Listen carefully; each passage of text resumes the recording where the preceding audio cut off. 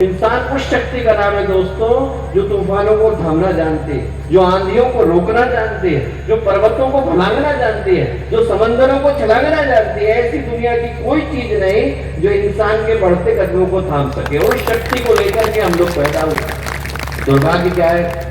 दुर्भाग्य है दोस्तों कि जिसको ऋषियों ने, जिसको महापुरुषों ने, महामानवों ने इंसान के जीवन का, आत्मा की यात्रा का सबसे बड़ा सौभाग्य कहा, ईश्वर के खजाने का जो सबसे बड़ा उपहार है मनुष्य का जीवन। ईश्वर का राजकुमार कौन है? मनुष्य का जीवन। भटका हुआ देवता कौन है? मनुष्य का जीवन। और वो मनुष्य अपने ही जीवन के मूल्य को गंवा करके बैठा है। आज की तारीख में यदि हम मनुष्य के जीवन की समीक्षा करें, मूल्यांकन करें, तोड़ करके देखें कि हमारे जीवन की कहाँ है, हमारे अंदर का देवता कहाँ चला गया, हमारे अंदर की खुशियां कहाँ चली गई, तो जिंदगी छोटी छोटी परेशानियों में उलझ करके रह गई।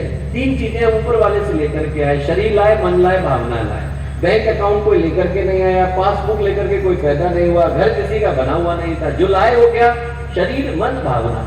और तीनों ही जगह पर इंसान लड़खड़ाता नजर आता है। वो शरीर जिसको हम कहते हैं शरीर माध्यम खलु धर्म साधनम, धर्म की साधना के लिए जिस चीज की आवश्यकता है वो क्या है? शरीर। वो शरीर आज किसमें बदल गया? बीमारियों के हेडक्वार्टर में बदल गया। रोटियां आदमी 2 खा पाता है, गोलियां 20 खानी पड़ती हैं। सर्दी है, जुकाम है, फ्लू है, फैशन में आ गए। एक सीजन में नहीं होते हैं तो व्यक्ति को खाली खाली लगता है। और डायबिटीज है, ब्लड प्रेशर की तकलीफ है, लिपिड की बीमारी है, कोलेस्ट्रॉल की बीमारी है। किसमें बन गए? बाय 1 गेट 1 फ्री के ऑफर में मिल गए। डायबिटीज के साथ आदमी को लिपिड भी मिल जाता है, कोलेस्ट्रॉल भी मिल जाता है, ब्लड प्रेशर भी मिल जाता है। शरीर व्यक्ति का बीमारियों के हेडक्वार्टर में बदल गया, मन परेशानियों के हेडक्वार्टर में बदल गया। आदमी के चेहरे की खुशियां चली गई, मुस्कुराहटें विदा हो गई। इतना परेशान इंसान हो गया कि कोई व्यक्ति सड़क पर मुस्कुराता निकल जाए तो उसको देख करके 20 परेशान हो जाते हैं कि भले आदमी को क्या मिल गया जो हमें नहीं मिला है। शरीर गया, मन गया, भावनाएं गई। इंसान के पास इतनी टेंशन आ गई कि व्यक्ति को घर बैठे बैठे परेशानी है। छोटे छोटे 8 साल के बच्चे को परेशानी है, बड़े बड़े व्यक्तियों को परेशानी है। मैं कहानी सुना रहा था, हम लोग बंबई में थे, एक सज्जन आए, बहुत बड़े इंडस्ट्रियलिस्ट हैं, और वो रोने लग गए। क्यों रो रहे हैं? इस बार बिजनेस में बड़ा नुकसान हो गया। कितने का हो गया? तो बोले 1 करोड़ का हो गया। अरे मैंने कहा बहुत हो गया, अगले साल पूरा हो जाए। उनकी पत्नी बोली भैया इनकी बात मत सुनना, 15 करोड़ का फायदा सोच करके बैठे थे, 14 करोड़ का फायदा हुआ है, नुकसान नहीं हुआ है। 15 करोड़ का फायदा सोचा था तो 14 करोड़ का फायदा, 1 करोड़ का नुकसान नजर आता है। मन ऐसा हो गया है कि परेशानियां नहीं है, स्ट्रेस नहीं है, टेंशन नहीं है, तो आदमी खोजना चाहता है। भगवान से हमको 3 उपाय मिले, शरीर मिला, मन मिला, भावनाएं मिली, और तीनों ही लड़खड़ाते नजर आते हैं। एक जगह पर बीमारियां आ गई, एक जगह पे परेशानियां आ गई, एक जगह पे उलझने आ गई। प्रश्न उठता है कि क्यों? इनके पीछे का कारण एक ही है दोस्तों।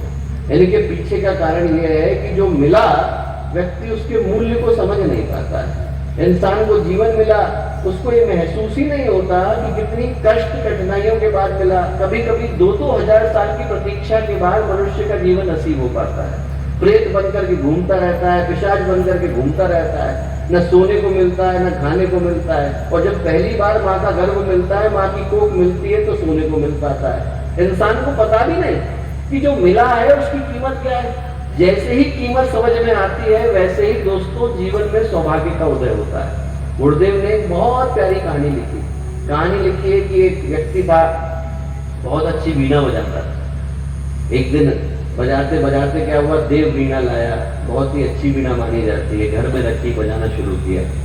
दुर्भाग्य ये हुआ कि उसके बाद की पीढ़ी में कोई वीणा बजाने वाला पैदा नहीं हुआ। तीसरी में भी नहीं हुआ, चौथी में भी नहीं हुआ, 5वीं में नहीं हुआ।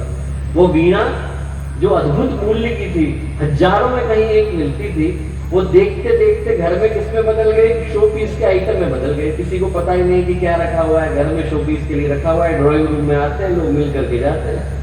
एक दिन घर के बच्चों ने कहा कि साहब हमें पता नहीं क्या चीज है। कबाड़ी को बुलाया, क्यों भैया इसके कितने दोगे? कबाड़ी ने कहा 10 रुपए देंगे। कबाड़ी ने 10 रुपए दिए और वीणा को लेके चल दिया। बाहर निकला, संयोग से एक वीणा बजाने वाला जा रहा। उसने कहा ये वीणा तो बहुत प्यारी है, आजकल तो मिलती भी नहीं, दिखती भी नहीं। ऐसी वीणा तो सुना है कि लोग 100 साल पहले बनाया करते थे, आप हमें दे दीजिए। बोले अभी 10 रुपए में खरीदी है, 11 रुपए में तुम ले लो। उसने ले ली, लेकर के धूल साफ करी, वहीं गांव के चौपाल पर बैठ गया, जो चौराहा था वहां बैठ गया। वहां उसने साफ करने के बाद बजानी शुरू करी। बजानी शुरू करी और उसमें से जैसे ही संगीत निकलना शुरू हुआ, उसको सुन करके लोग अपने अपने घरों से निकलने शुरू हुए।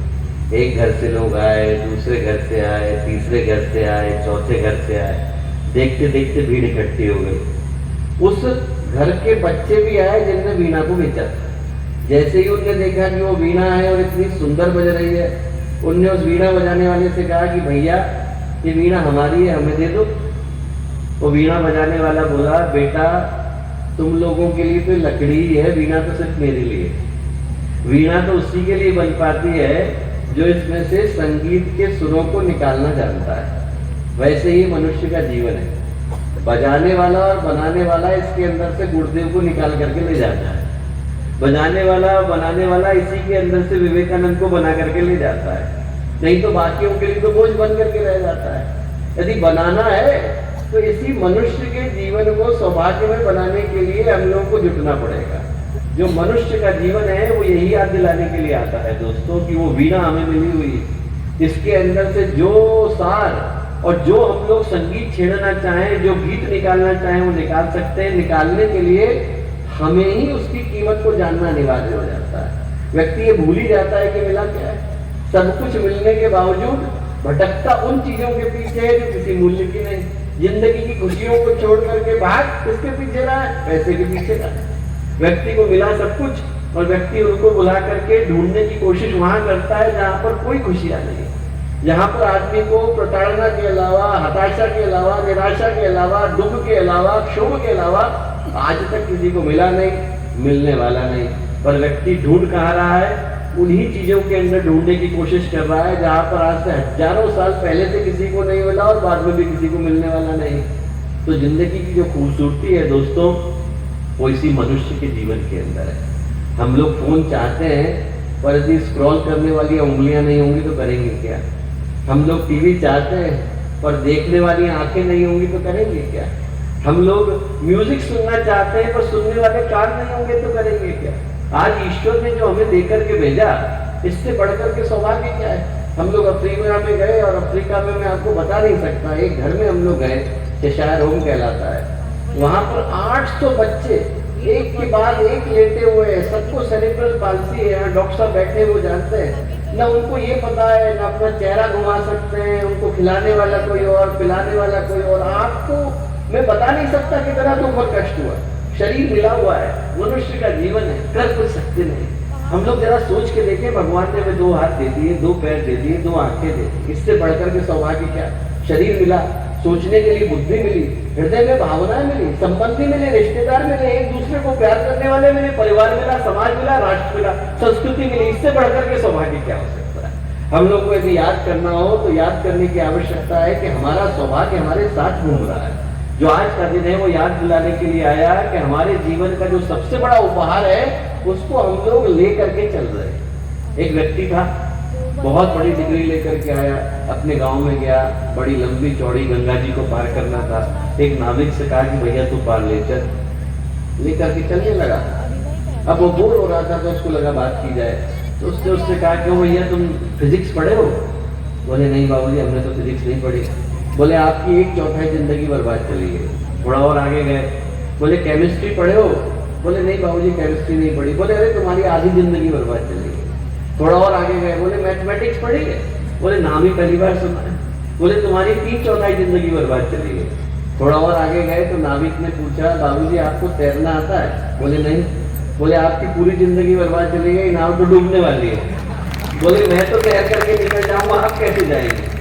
व्यक्ति सारी चीजों को जानने में लगा है पर यदि अपने को ही नहीं जान पाए तो जो जाना वो व्यर्थी है। गुरुदेव ने कहा कि सबसे पहले उसको तो जाने जो मिला हुआ है, जो मिला हुआ है, जो जीवन है, जो जीवन की खुशियां हैं। मुझे सब कुछ पता चल गया पर ये नहीं पता कि मेरे जीवन में खुशियां आती कैसे, चेहरे की मुस्कुराहट आती कैसे, एक दूसरे के प्रति का प्रेम आता कैसे, एक दूसरे के प्रति का विश्वास आता कैसे।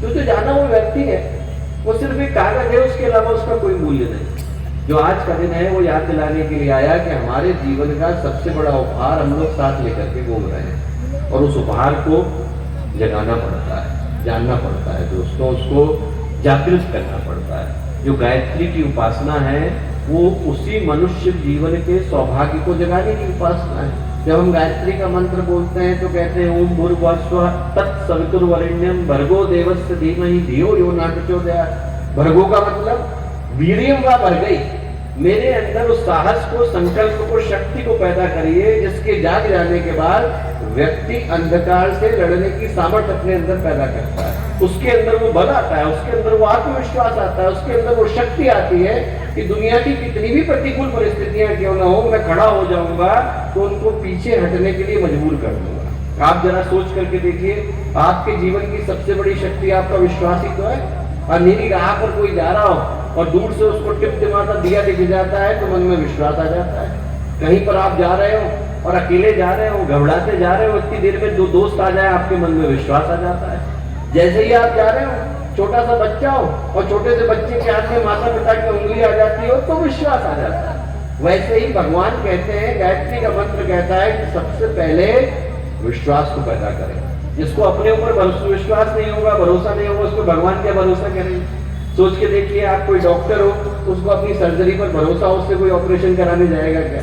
किसी ड्राइवर को अपनी ड्राइविंग पर भरोसा नहीं हो तो उसकी गाड़ी में चढ़ेगा कोई नहीं चढ़ेगा। हमें हमारे भरोसे के लिए ही तो भगवान को पुकारते हैं। जो गायत्री का मंत्र है वो याद दिलाता है कि जीवन का सौभाग्य आता है यदि हमें हमारे ऊपर भरोसा, विश्वास, बल पैदा होता है। दूसरी चीज देवस्य। देवस्य का मतलब हमारे अंदर देवीय गुणों को पैदा करिए। और जो देवता शब्द है वो भारतीय संस्कृति का सबसे प्यारा शब्द है। आप कहीं चले जाइए, ग्रीक माइथोलॉजी को पढ़िए, आप नॉर्डिक माइथोलॉजी को पढ़िए, आप वाइकिंग की माइथोलॉजी को पढ़िए, लैटिन अमेरिका की माइथोलॉजी को पढ़िए, आप ऑस्ट्रेलिया चले जाइए, माओरी के पढ़िए, इंकन के पढ़िए, पागल्स की पढ़िए, आप कहीं चले जाइए, दुनिया के किसी कोने में जाइए, देवता का मतलब हमसे भिन्न। हमारे यहाँ पर हमसे भिन्न नहीं, देवता हमारे अंदर विद्यमान है। हमारे अंदर जो व्यक्ति बैठा है, हमारे अंदर जो शक्ति बैठी है, उसी को हमारे शास्त्रों ने देवता कह करके पुकारा। किसको कहा देवता? देवो दानवा दीपदानवा द्युस्थिते भवतिवा। देवता कौन हुआ? जिसके अंदर देने की भावना है, देने की शक्ति, देने का अधिकार अनेकों के पास है, देने की भावना बिल्लों के पास होती है। जिसके पास देने की भावना है, जैसे ही उसने अपने दिल पर लगे तालों को खोला, उसके अंदर का देवता जागा। तुकाराम थे, छोटी सी झोपड़ी में रहते थे। भगवान शिव, भगवान विष्णु परीक्षा के लिए आए, दरवाजा खटखटाया, अंदर आ जाए। उन्होंने कहा आ जाइए, पर हमारी झोपड़ी छोटी है, इसमें एक व्यक्ति लेट सकता है, दो बैठ सकते हैं, आपको बैठने में तकलीफ नहीं हो तो अंदर आ जाइए। आ गए, दोनों ने घुटने मोड़ लिए, बैठ गए। थोड़ी देर के बाद भगवान शिव आए, दरवाजा खटखटाया, अंदर आ जाइए, पर हमारी झोपड़ी छोटी है, इसमें एक लेट सकता है, दो बैठ सकते हैं, तीन खड़े हो सकते हैं। आपको खड़े होने में तकलीफ नहीं हो तो अंदर आ जाइए। आ गए, पूरी रात गुजार दी। सुबह का समय आया, भगवान शिव ने, भगवान विष्णु ने अपना असली स्वरूप प्रकट किया। तुकाराम से बोले, तुकाराम हमारी दृष्टि में तुम देवता हो। मैं कैसा देवता हूँ, मेरी तो झोपड़ी छोटी है। तुकाराम बोले, भगवान बोले झोपड़ी छोटी है पर दिल बहुत बड़ा है, जिसका दिल बड़ा होता है वो देवता हो जाता है। गायत्री का मंत्र याद दिलाता है कि हमें सौभाग्य मिला, हमें ऊपर वाले ने रत्न देकर के भेजा है, जवाहरात देकर के भेजा है। हमारी जीवन की परेशानियों को हमने खुद बुना है, खुद चुना है। उनसे दूर हटने के लिए गायत्री का मंत्र है। गायत्री का मंत्र याद दिलाता है भर्गो, साहस पैदा करिए। देवस्य, देवस्य का मतलब मेरे अंदर देने की भावना पैदा करिए। देवो दानदवा दीपदानदवा, दीपदानदवा मतलब दीपक की तरह से प्रकाशित बनाइए। मेरे जीवन में सकारात्मकता लाइए। जीवन में परेशानियां आ सकती हैं, पर मेरा मन इतना मजबूत रखिए कि मैं परेशानियों को कमजोर करने के लिए मजबूर करूं। मेरे अंदर उस शक्ति को पैदा करिए। दीपदानदवा द्युस्थिते भवतिवा, जहां बैठ गया वो जगह स्वर्ग में बदल जाती है। असली देवता वो नहीं जिनको स्वर्ग की आवश्यकता होती है, असली देवता वो है जिनकी स्वर्ग को आवश्यकता होती है। वो जहां बैठे वो जगह स्वर्ग में बदल जाती है। हम कहते हैं भर्गो देवस्य धीमहि। धीमहि का मतलब ब्रह्मावलोकनिष्ठम मुदमापदेवा, मेरे अंदर उस शक्ति को पैदा करिए कि मुझे कण कण के अंदर भगवान नजर आए। कण कण के अंदर भगवान को देखने की जो क्षमता है उसे शास्त्र कहते हैं धिषणा। हमारे अंदर की धिषणा, धीमहि, उस शक्ति को पैदा करने की भावना परमात्मा से कहते हैं जब कण कण में भगवान नजर आता है। मैं कहूंगा दोस्तों, कण कण में भगवान है। आज का दिन हमें यही याद दिलाने के लिए आया कि आप लोग सौभाग्यशाली है, मनुष्य का जीवन मिला। आप लोग सौभाग्यशाली है कि आपको पूज्य गुरुदेव का, वंदनीय माता जी का साथ मिला। आप लोग सौभाग्यशाली है कि हम लोग को ईश्वरीय योजना का अंग बन पाने का अवसर मिला। आप लोग सौभाग्यशाली है कि हम लोगों को इतने पवित्र अनुष्ठान का हिस्सा बन पाने का अवसर मिला। आप लोग सौभाग्यशाली है कि आज का दिन उस पुकार को लेकर के आया जहां पर जीवन की दिशा, जीवन की दशा, जीवन की सोच, जीवन का चिंतन, ये सब बदलते हैं, पर बदलते तब है जब हम बदलने के लिए तैयार होते हैं। आज का दिन इसी पुकार को लेकर के आया दोस्तों कि हमारे को न जाने कितनी बार इस मनुष्य के चोले को धारण करने का अवसर मिला है। एक बार गुरुदेव के लिए अपने जीवन को समर्पित कर दें। 2026 का वर्ष परम पूज्य गुरुदेव के 100 वर्षीय तप साधना का वर्ष, अखंड दीपक के प्राकट्य के 100 वर्ष होने का समय, वंदनीय माता जी के अवतरण के 100 वर्ष होने का समय, 3 जगह की त्रिवेणी आकर के एक साथ मिल रही है। गंगा, यमुना, सरस्वती मिलती है तो प्रयाग बनता है। वैसे ही 3 चीजों की त्रिवेणी एक साथ मिल रही हैं तो 2026 का सौभाग्य आ रहा है। वो सौभाग्य न केवल हमारे जीवन में उजाला करने के लिए आ रहा है, बल्कि सृष्टि के अंदर भी उजाला करने के लिए आ रहा है। हम लोग उसके लिए अपने आप को तैयार रखें, तत्पर रखें, सौभाग्यशाली बनाएं। ये पुकार लेकर आज का दिन आया और मुझे पूरा विश्वास है कि और जगह पर ये बात संभव हो सके न हो सके, पर उत्तर प्रदेश की धरती पर, मऊ की धरती पर निश्चित रूप से संभव। ये धरती भगवानों ने अवतरण के लिए चुनी, गंगा ने बहने के लिए चुनी, महापुरुषों ने अवतरण के लिए चुनी। यहाँ पर ज्ञान के शिखर आए, यहाँ पर पराक्रमी लोग आए, तपस्वी लोग आए, भक्तियों की भूमि रही। ऐसी भूमि पर हम लोग प्रार्थना लेकर के नहीं आए हैं, अनुरोध लेकर के नहीं आए, अपेक्षा लेकर के आए हैं कि आप ही के अंदर से वो सूरज उगे, मशाल जले, जो समाज को नई दिशा दिखा पाने की स्थिति में हो। ऐसी प्रार्थना मां आदिशक्ति से, भगवान महाकाल से, पूज्य गुरुदेव से, वंदनीय माता जी से हम लोग करते हैं। आप लोग इतनी लंबी यात्रा करने के बाद 2 बजे से आप लोग आए हुए हैं। निरंतर कलश यात्रा, शोभा यात्रा के बावजूद आप लोग यहाँ पर बिना थके बैठे रहे। इन बातों को इतने धैर्य के साथ सुना, उसके लिए आप सब